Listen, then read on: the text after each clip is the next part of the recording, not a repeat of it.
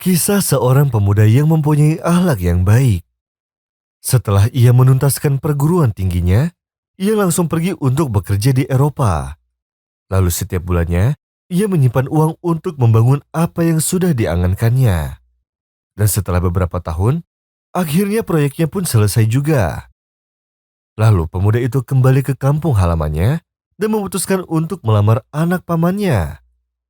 Ketika sampai di rumah pamannya dan mengutarakan maksudnya, lalu sang paman pun langsung menyetujuinya. Kemudian dia memberanikan dirinya untuk berbicara dengan anaknya. Lalu dia merasa sedih di balik senyumannya yang palsu. Dia tidak memperpanjang percakapannya dan dia tidak fokus pada pemuda tersebut. Sehingga pemuda itu tersenyum sambil berkata padanya, "Apakah ada pemuda lain yang membuatmu jatuh cinta? Apakah itu benar?" Lalu wanita itu terkejut dengan pertanyaannya, lalu dia menundukkan kepalanya.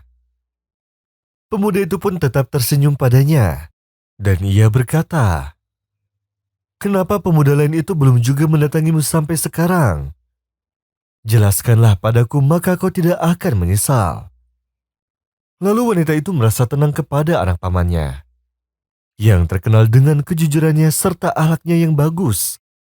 Lalu wanita itu pun berkata padanya, "Dia belum juga mendatangiku karena setelah dia selesai perguruan tingginya dia langsung mencari pekerjaan. Dan dia juga membiayai kebutuhan ibunya, dan dia juga tidak bisa lepas darinya karena dia mencintainya. Dan kami jarang bertemu karena faktor keterbatasan." Dan pada waktu itu pula lelaki itu meminta nomor kekasihnya, lalu dia berkata padanya, "Jika kau mengizinkan, akan aku jadikan dia sebagai pegawai di proyekku dengan gaji yang besar, dan dengan waktu yang singkat dia bisa melamarmu." Lalu wanita itu pun menangis karena merasa senang. Lalu dia memberikan nomor kekasihnya, lalu lelaki itu langsung menelponnya dan berkata, "Bagaimana bisa kamu meninggalkan kekasihmu?" Dan hampir saja dia sampai dilamar orang lain. Lalu kekasihnya tersebut menjawab dengan sopan, "Maaf, ini bertentangan dengan keinginanku. Karena dengan keadaanku, aku bingung. Aku juga memiliki lebih dari satu masalah. Dan jika keadaanku memungkinkan, aku akan langsung terbang pulang untuk menemuinya." Dan setelah 2 hari berlalu sejak perbincangan tersebut, pemuda itu bertemu dengannya lalu dia mendapatkan pekerjaan dengan upah yang besar sekali.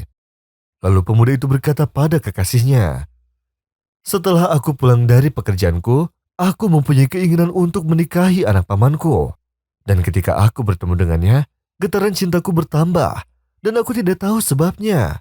Dan ketika aku tahu tentangmu darinya, tidak aku temukan dalam akal sehatku kecuali hadis Rasulullah Shallallahu Alaihi Wasallam yang bersabda, 'Siapa yang memudahkan seseorang yang kesulitan, niscaya Allah akan memudahkan atasnya kesulitan di dunia dan di akhirat.'